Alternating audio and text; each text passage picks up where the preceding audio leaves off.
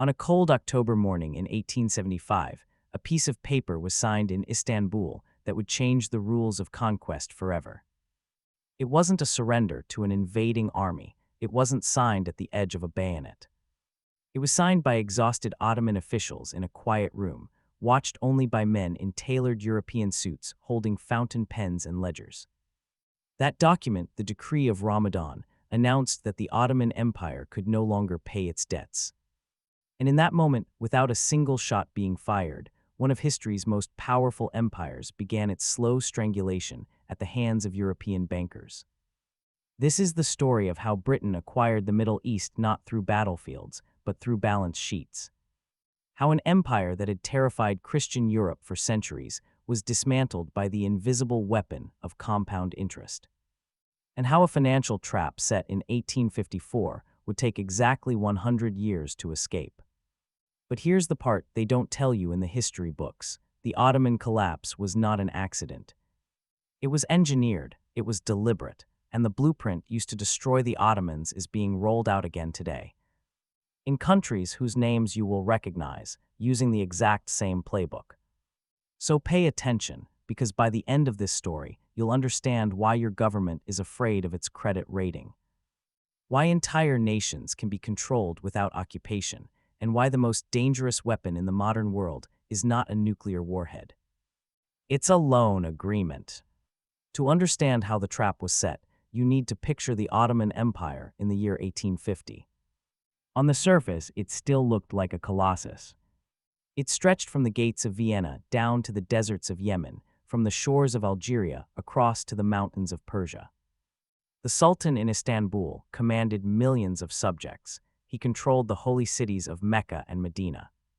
His empire sat on the crossroads of 3 continents, the geographic choke point of global trade. But beneath the gold-plated facade, the foundation was crumbling. The economy was bleeding out. While Britain was building steam engines and France was laying railways, the Ottomans were still using wooden plows and ox carts. The Industrial Revolution had turned Europe into an economic powerhouse. The Ottomans were still living in the 16th century. Tax collection was a joke. Corrupt officials stole half the revenue before it reached the capital. The treasury was chronically empty. The army was underpaid and undersupplied. And looming on the northern border was the Russian Empire, hungry for territory and watching for weakness like a wolf watches a wounded deer. For centuries, the Ottomans had survived by debasing their currency, confiscating the wealth of nobles, or simply conquering new lands to loot. But by the mid-1800s, those medieval tricks no longer worked. They needed modern capital to build a modern state. They needed cash and they needed it fast, but there was a deep cultural taboo against borrowing from foreigners. Islamic law frowned on usury. The sultans were wary of becoming dependent on the Christian powers of Europe. So for decades they resisted. They patched the budget with short-term fixes and prayed the system wouldn't collapse. Then in 1853, the dam broke. The Russian Tsar Nicholas declared war. He invaded Ottoman territories in the Balkans, triggering the Crimean War. This was an existential crisis. The Ottomans couldn't fight Russia alone. Britain and France, terrified of Russian expansion toward the Mediterranean, rushed to the Sultan's aid. They sent fleets and armies to the Black Sea, but they also sent something far more dangerous. They sent bankers. The war was costing millions of gold liras that the Ottoman treasury simply did not have. Soldiers needed to be paid, ships needed to be built, cannons needed to be cast. Sultan Abdülmecid sat in his palace, surrounded by advisors, and faced an impossible choice. Borrow from Europe and break the ancient taboo, or watch the empire collapse under Russian boots. In 1854, he signed. The Ottoman Empire took its first foreign loan, £5 million from a syndicate of British and French banks. It was presented as a gesture of Allied solidarity. In reality, it was the first link in a chain that would bind the empire for the next century. And here's the trick that most people miss. The terms of that loan were designed to trap them. The bankers knew the Ottomans were desperate. They knew they were a credit risk, so they structured the deal to guarantee profit no matter what happened. The nominal interest rate was set at 4 to 5%, which sounds reasonable, but here's the poison. The bonds were issued at a deep discount. For every £100 of debt the Sultan signed for, he only received £80 in cash. The bankers kept £20 up front as commission and risk premium, but the empire had to pay interest on the full 100.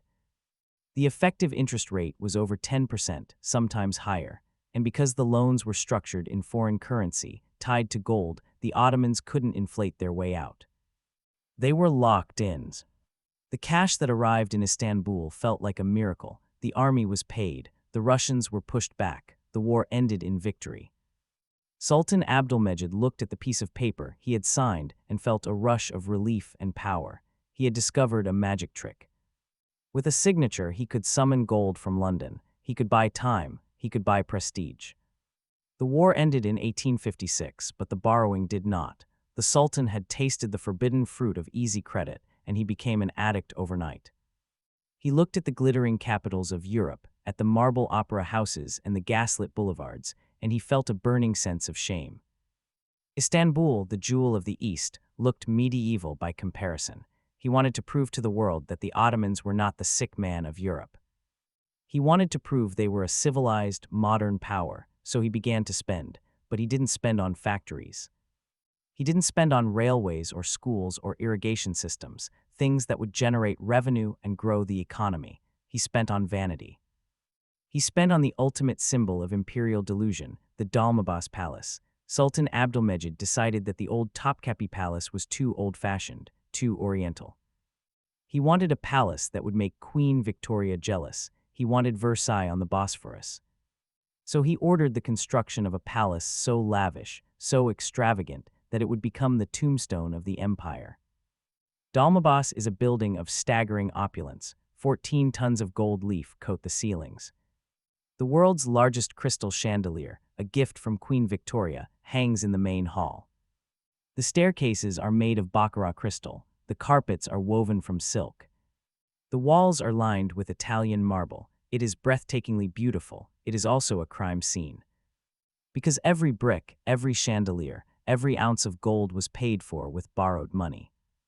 The cost of the palace was 5 million Ottoman gold liras, equivalent to half the empire's annual tax revenue. To pay for it, the Sultan went back to the bankers. He borrowed again in 1855, then again in 1858. Then 1860, then 1862. Each time, the European banks were thrilled to lend. They were making fortunes on the commissions and the punishing interest rates.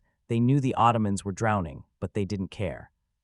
They assumed that Britain and France would never let the empire fail because it was too strategically important.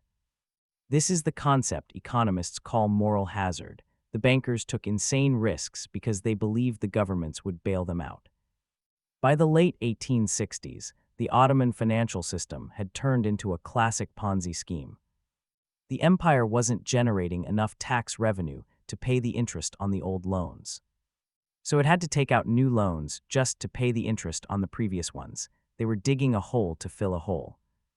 And the hole was getting deeper every year. By 1870, over 50% of the Ottoman government's budget was being used to service debt.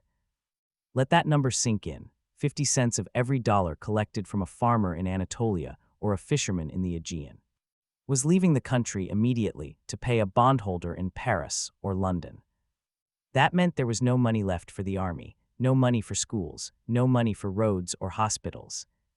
The state was being hollowed out from the inside. And the people who were supposed to be running the empire, the Grand Viziers and the Sultan, were paralyzed. They couldn't stop borrowing because the system would collapse without new loans, but every new loan made the problem worse. To keep the system going, the government turned to a shadowy network of local financiers known as the Galata bankers. These were mostly Greek and Armenian families who operated out of the Galata district of Istanbul. They acted as loan sharks to the state. When the treasury ran dry before the next big European loan arrived, the Grand Vizier would go to the Galata bankers and borrow short-term money at interest rates of 18, 20, sometimes 25%. It was financial suicide. But they had no choice. The empire was now ruled not by the Sultan, but by the creditors. Then in 1873, the global economy exploded. a financial panic started in Vienna and spread like wildfire across Europe and America. Banks collapsed, credit dried up, the Long Depression began. European investors, terrified and broke, stopped lending to risky borrowers. The music stopped, and the Ottomans were left standing without a chair. At the exact same moment, nature turned against them. A catastrophic drought struck Anatolia in 1873 and 1874. The crops failed, the livestock died, famine stalked the countryside. The peasants, who were the tax base of the entire empire, had nothing left to give. Tax collectors rode into villages and found only dust and corpses. Revenue collapsed. But the debt payments remained fixed. In the summer of 1875, the Grand Vizier Mahmud Nadim Pasha sat in his office and stared at the ledgers. The numbers didn't lie. The treasury was empty. There was a massive bond payment due in October to the European creditors. And there was no cash to pay it. He tried to float a new loan. He sent envoys to London and Paris, begging for refinancing. The bankers laughed in their faces. No one would lend a single penny to the sick man. The empire faced a choice. Starve your own people to pay foreign bankers or stop paying. On October 6, 1875, the Ottoman government issued the Decree of Ramadan. In careful diplomatic language, it announced that the empire would cut its debt payments in half. 50% would be paid in cash. The other 50% would be paid in paper, IOUs promising a 5% return. In polite language, this was called a moratorium. In the brutal language of finance, it was a default. The Ottoman Empire had gone bankrupt. The reaction in Europe was volcanic. Millions of middle-class investors in Britain and France had bought Ottoman bonds because they offered juicy yields. Vicars in Yorkshire and shopkeepers in Lyon watched their savings evaporate overnight. The newspapers screamed that the Turks were thieves and swindlers. The diplomatic goodwill that had protected the Ottomans for decades vanished in an instant. And then the wolves circled. Seeing that the Sultan was broke and friendless, the Russian Tsar decided to finish the job. In 1877, Russia declared war. The Russo-Turkish War was a catastrophe. The Ottoman army fought bravely, but they were unpaid, undersupplied, and demoralized. Russian forces marched all the way to the outskirts of Istanbul. They could see the minarets of the Hagia Sophia from their camp.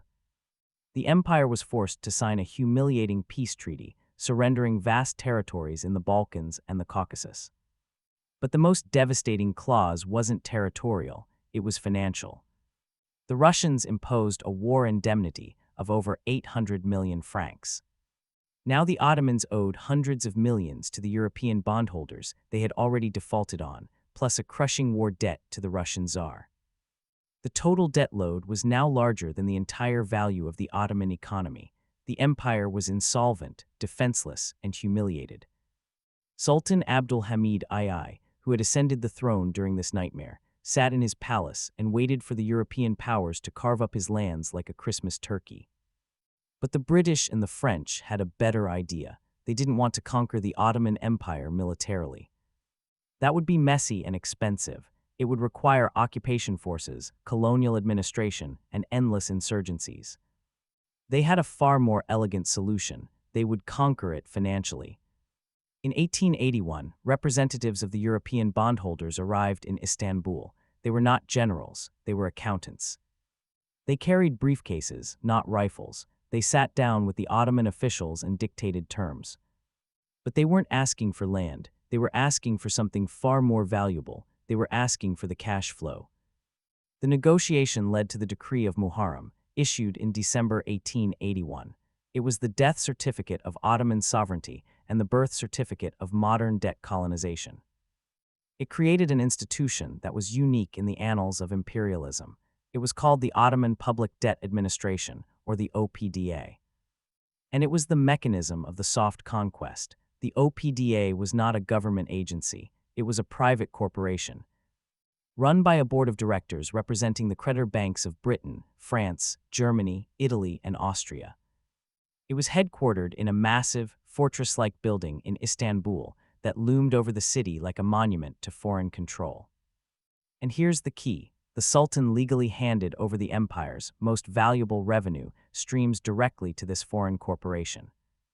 He agreed that he could no longer be trusted to collect his own taxes, so the OPDA would do it for him. The taxes on tobacco were transferred to the OPDA. The taxes on salt, on silk, on alcohol, on stamps, on fishing rights, all handed over. The OPDA built its own bureaucracy. It hired over 5,000 tax collectors who wore uniforms, carried weapons, and answered not to the Sultan, but to the board of directors in the fortified headquarters. These agents fanned out across the empire, from the mountains of Albania to the olive groves of Syria. They went into the villages and the markets, and they collected the wealth of the Ottoman people. If a fisherman in the Bosphorus caught a fish, a portion of the profit went to a bondholder in London.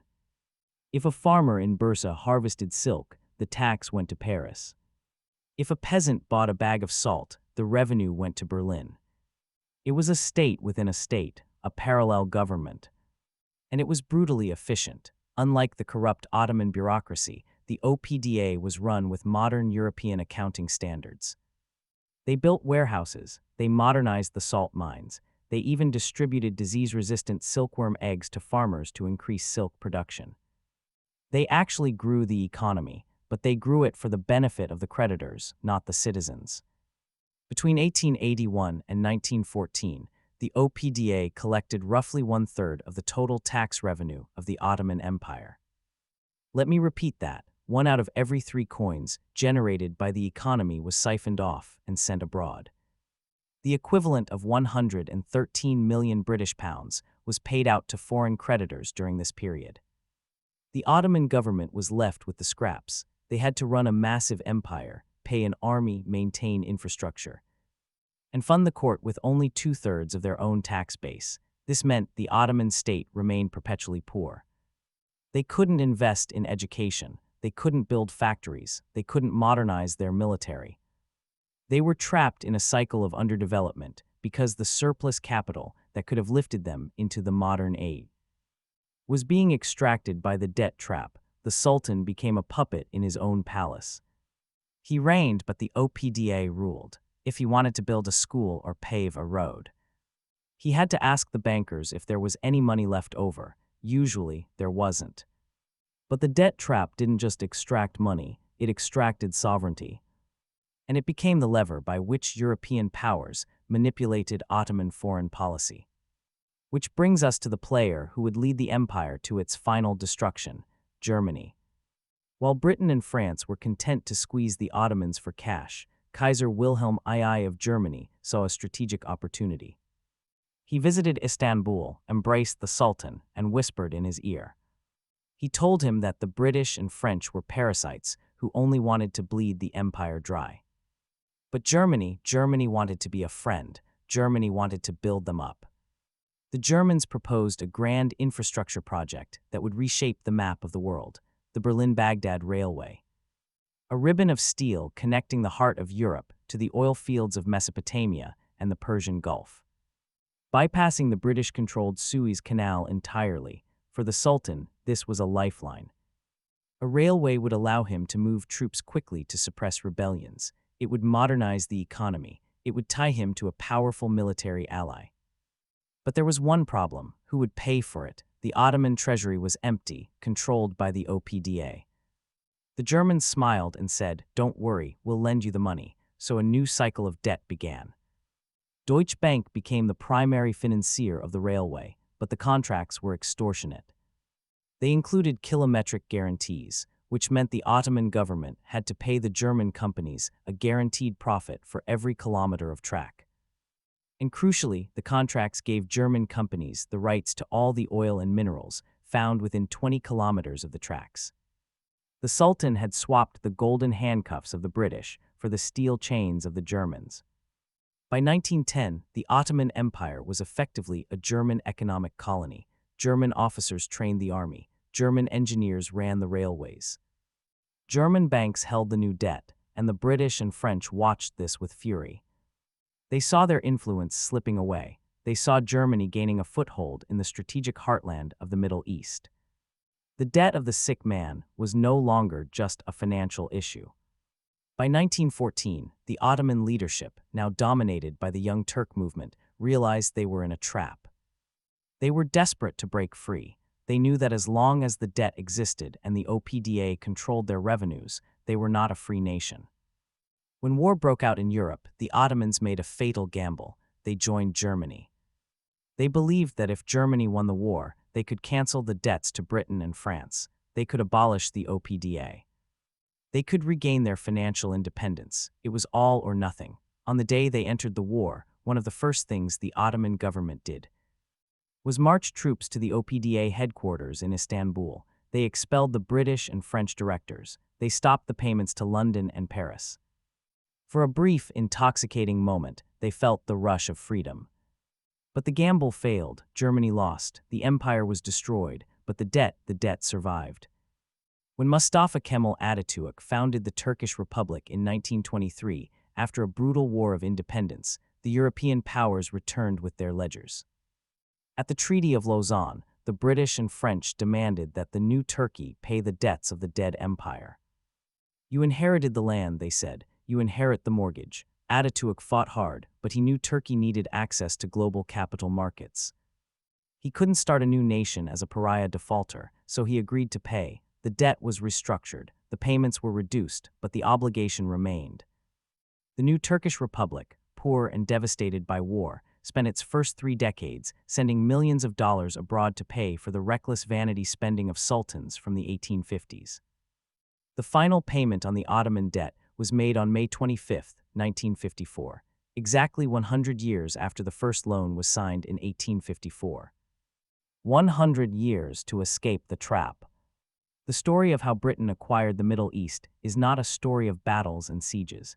It's a story of ledgers and interest rates. The British didn't need to storm the gates of Istanbul. They simply waited for the compound interest to do the work. They proved that the most efficient way to destroy an empire is not to invade it, but to lend it money it can never repay. The sick man of Europe didn't die of old age. He was foreclosed upon. And the blueprint used to hollow out the Ottomans, the cycle of borrowing, the transfer of revenue collection to foreign creditors. The loss of fiscal sovereignty without a shot being fired, that blueprint is still in use today. Right now, there are countries on every continent trapped in the exact same mechanism. They borrow to survive, they can't pay, so they borrow more. And slowly, piece by piece, they hand over control of their economies to foreign institutions with polite names and brutal mandates. The IMF, the World Bank, the Paris Club. The language is softer now. We don't call it the Ottoman Public Debt Administration anymore. We call it structural adjustment. But the result is the same. Sovereignty is not just about flags and borders. Sovereignty is about solvency. If you do not control your own debt, your debt controls you. And once the trap is set, it can take 100 years to escape, if you escape at all. And the blueprint used to hollow out the Ottomans, the cycle of borrowing, the transfer of revenue collection to foreign creditors. The loss of fiscal sovereignty without a shot being fired, that blueprint is still in use today. Right now, there are countries on every continent trapped in the exact same mechanism. They borrow to survive, they can't pay, so they borrow more. And slowly, piece by piece, they hand over control of their economies to foreign institutions with polite names and brutal mandates. The IMF, the World Bank, the Paris Club. The language is softer now. We don't call it the Ottoman Public Debt Administration anymore. We call it structural adjustment. But the result is the same. Sovereignty is not just about flags and borders. Sovereignty is about solvency. If you do not control your own debt, your debt controls you. And once the trap is set, it can take 100 years to escape, if you escape at all.